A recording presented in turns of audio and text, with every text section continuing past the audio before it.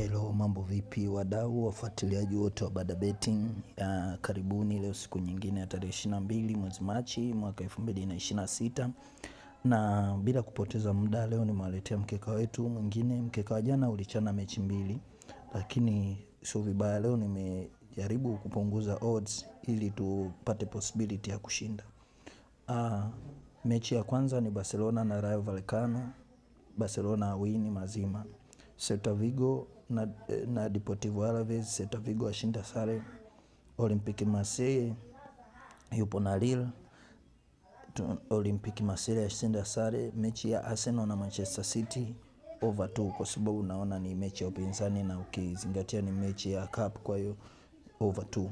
Mechi inayofuata ni AS Roma na Lecce. AS Roma ashinda sare. Mechi inayofuata ni Fiorentina na Inter Milan. Inter Milan yashinda sare. Mechi inayofuata ni Real Madrid na Atletico Madrid over 2. Lakini mechi ya mwisho kabisa ni FC Porto na Braga.